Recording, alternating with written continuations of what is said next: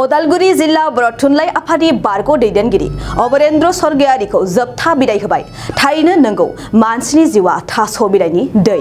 रावबो मिथिया माब्ला बबेथिं बारजों ज्रय गोग्लैलाङो मानसिनि जिउआ। बर'नि गुबुन गुबुन माहारियारि आफादाव गोख्रोङै हाबा मावबाय थानाय अमरेन्द्र स्वर्गियारिया बे बुहुमखौ अरायनि थाखाय नागारलांबाय। मख'जाथावदि अमरेन्द्र स्वर्गियारिया मोनसे समनि बोखावजायै दरं जिल्ला बर' थुनलाइ आफाद, उदालगुरि जिल्ला बर' थुनलाइ आफाद, बारग' फोरोंगिरि नोलोबारि दख'रा एबसुनि बारग' बोसोनगिरि आरो गुबुन गुबुन बिबान लानानै बर' हारि एबा बर' समाजखौ दैदेननायाव गोथौ बिहोमा होबोदोंमोन। अमरेन्द्र स्वर्गियारिनि जिउ गोमानायखौ गोबां बर'नि सानसुमैफोरा गोथौ दुखु फोरमायदों, लोगोसे बर' हारिनि आरोबाव मोनसे गिदिर खहा होननानै बुंनायखौ नुनो मोननाय जादों। जिउ गोमानाय अमरेन्द्र स्वर्गियारिनि गोथै देहाखौ दिनै जोबथा बिदाय होनाय जाबाय। बेबायदिनो जोबथा बिदाय होनायाव बिटिआरनि लेङाइ गाहाय मावफुं सोद्रोमा गबिन्द चन्द्र बसुमतारी, उदालगुरि जिल्ला इउपिपिएल दोलोनि गाहाय नेहाथारि रथेन्द्र दैमारी आरो गुबुन गुबुन आफादनि दैदेनगिरिफ्रा नुजाफैनानै दुखु फोरमायनायजों अमरेन्द्र स्वर्गियारिखौ जोबथा बिदाय होयो। दिनैबो दुखुनि सान होननांगोन। दाख्लि 3 तारिखआव दुलाराय बर' फरायसाफोरनि बारग' आफादगिरि सासे बर'नि गोजौ थाखोनि जांख्रिथायगिरि बिथां करेन्द्रनाथ बसुमतारीया जोंखौ नागारनानै थांबाय।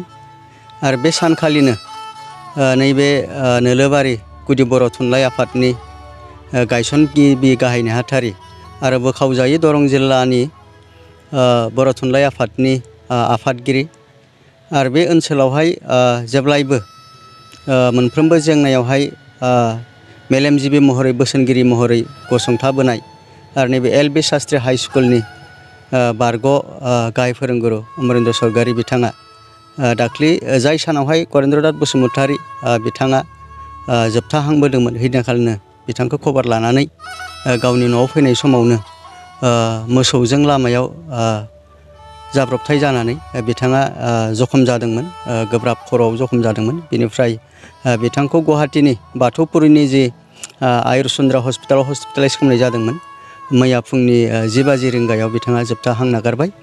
आरो बिथांखौ मैया नलबारि बिथांनि न' उदालगुरि नलबारियावहाय बे ओनसोलनि मेलेमजिबि बर'नि आफादफोरा बिबार बावनायजों लोगोसे मोनाबिलियावहाय बिथांनि न'खराव लानानै फैयो। आरो दिनै फुंबिलियावहाय बिथांखौ बिथांनि न'निफ्राय नैबे बिथांनि फोरोंनाय जितु एल.बि. शास्त्री हाइ स्कुल आरो नोलोबारि गुदि बर' थुनलाइ आफाद मावख' खाथियाव मान बावनाय आरो नोलोबारि दख'रा दुलाराय बर' फरायसा आफादनि मावख' बिहराम बर' गोजौ फरायसालि आरो बेबायदिनो नैबे बादागाव मासकुटि दैफां जिन बाइबेल बे मोनफ्रोमबो धोरोमारि फसंथान आरो बे ओनसोलनि गुबुन गुबुन धोरोमनि धोरोमारि आफाद बिबिसिनिफ्राय लानानै बाथौ आफादनिफ्राय लानानै जिल्ला बर' थुनलाइ आफाद उदालगुरि जिल्ला दुलाराय बर' फरायसा आफाद आरो जोंबो इउपिपिएल हान्जानिफ्राय आं गाहाय नेहाथारि जानानै आरो बे ओनसोलनि गासै दल संगठन बिथांखौ दिनै जोबथा बिदाय होनाय जाहैबाय प्रसेसन खालामनानै।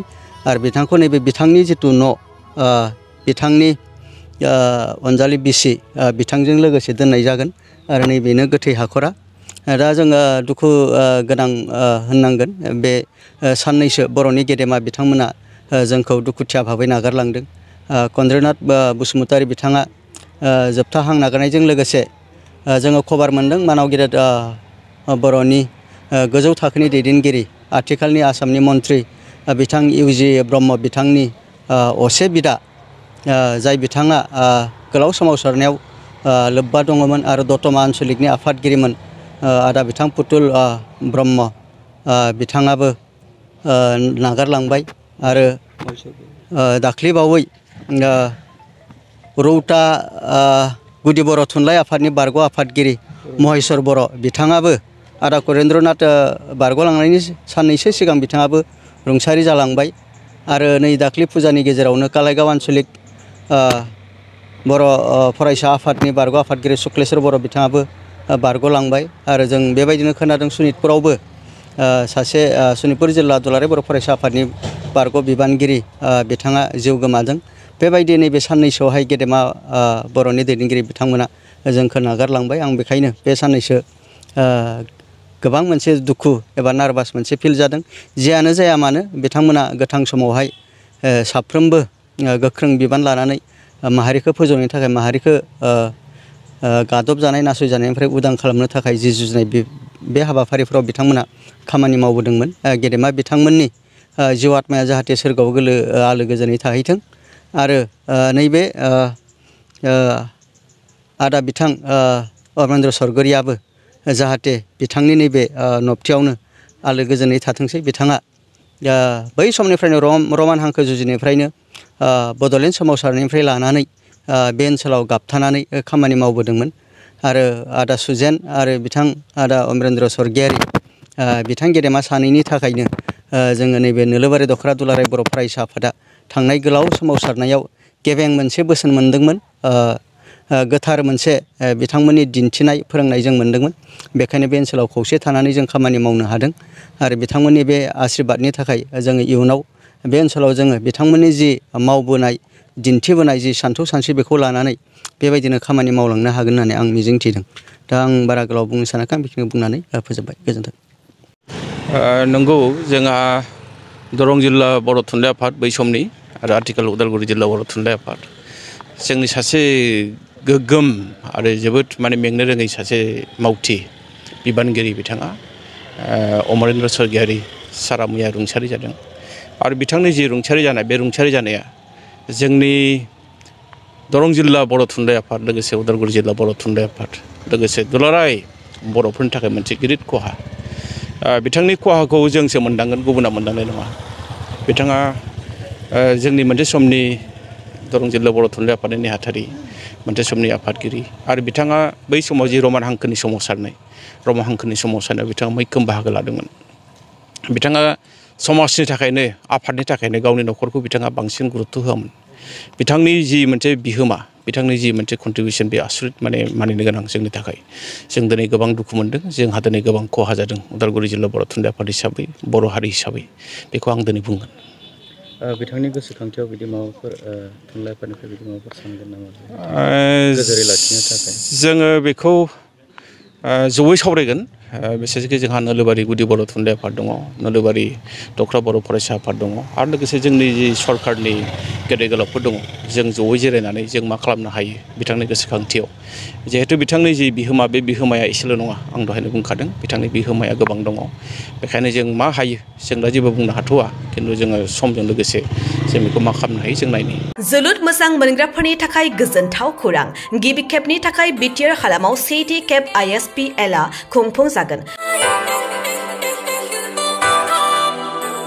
बिटिआर ओनसोलाव लाइमोनफोरखौ जोलुरनि फारसे गोसो बोहोनाय, जोलुरखौ जौगाहोनायनि थांखिजों बिटिआर सरकारा बे बादायलायनायखौ खुंफुंनो थिरांथा लादों। सा-सानजा भारतनि 6 सिडुल ओनसोलाव थानाय मोनजि गेलेग्रा हानजाफोरनि गेजेराव बे बादायलायनाया जागोन। बादायलायनाया फैगौ 9 अक्ट'बरनिफ्राय जागायनानै 23 अक्ट'बरसिम सोलिगोन। उदालगुरिनि डिमाकुसि स्टेडियामनिफ्राय बादायलायनायखौ जागायजेनगोन।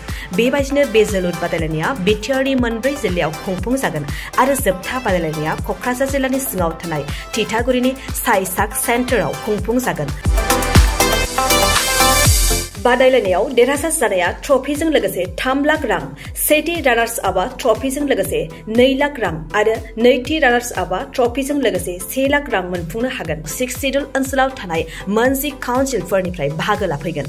फारि बायदियै Tripura tribal areas autonomous council, Khasi hills district autonomous council, Jaintias hill district autonomous council, Garo hills district autonomous council, Lai autonomous council, Mara autonomous district council, Chakma district autonomous council, Karbi Anglong autonomous council, Dimasa Hasao autonomous council, Bodoland territorial reason.